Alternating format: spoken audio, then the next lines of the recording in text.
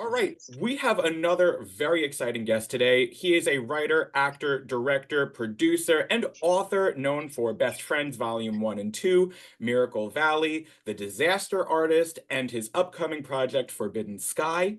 But of course, many of you know him as Mark from The Room. We've got Greg Sestero here today. Greg, thank you so much for coming on. Hey, my pleasure. Thanks for having me, man. First, just how are you? You've been touring around the country right now with The Room, and I imagine you're all over the place. So, like, how you been? It's been great. I always enjoy meeting people that have discovered your work, appreciate your work. Uh, we all love movies, so it's great to get on there and chat with people about movies they've seen recently.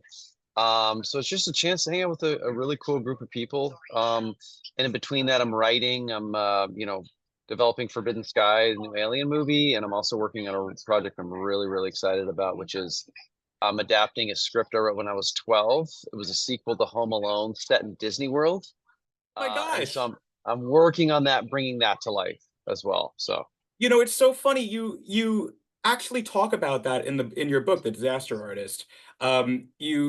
You had written this inspired sequel to Home Alone, and then you actually sent it out. Can you describe what happened when you sent the screenplay out? I mean, you were like 12 when you wrote it, right? yeah, it was a different time then. You had to like look, call 411, look up things in the phone book. I had to track down 20th Century Fox, somehow get John Hughes' production company address, which was in Lake Forest, Illinois.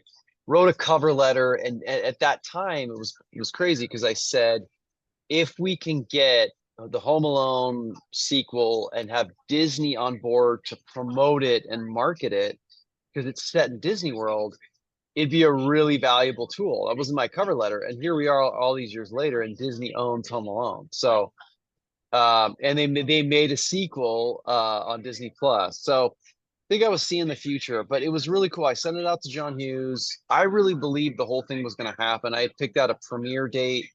It was when it was going to happen. I drew the cover and everything, and so I got a letter back from John Hughes talking about how impressed he was with the effort. And so that's when I found the passion of wanting to tell stories and make movies, because I realized I was in school at the time. I was like just going into high school, and that expanded my world in a way where it made me realize how big stories and movies can be. And I just wanted more of that. Do you still have that letter from him? I do, and I still have the script as Ah, well. that's so So cool. That's so freaking cool.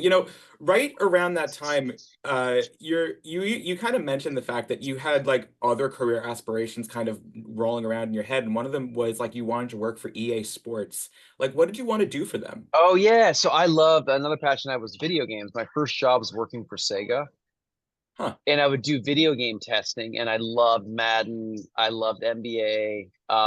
And so I just had like I would have just loved to have been in like a creative room with and coming up with games, or how to improve sports games or basketball games. And um it was just something I always found myself, you know, playing with my brother. And I just, yeah, video games was a big passion. And I thought, hey, I play these sports games, and I'm like, man, if they just did it this way, I feel like the gameplay would be way more fun, or more crowd noise, or so I just wanted to do something creative with sports as well.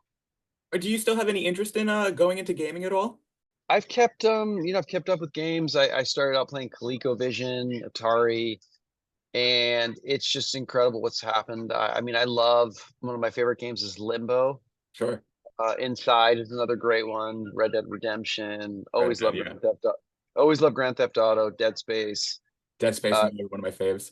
yeah, games are just such a creative medium now where they tell stories through Yeah. games.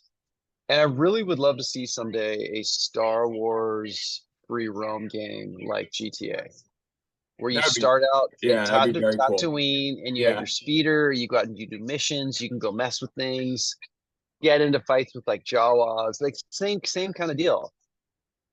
that'd be So I really would love to see that. I feel like I'd love to see a Star Wars, because one of my favorite games is on Super Nintendo was Super Star Wars.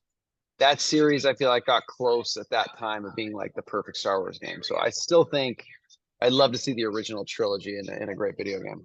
Hey everyone, if you like this video and you want to see more, hit right down below, like and subscribe. And if you want even more Scareworks, visit our Patreon page at patreon.com/Scareworks.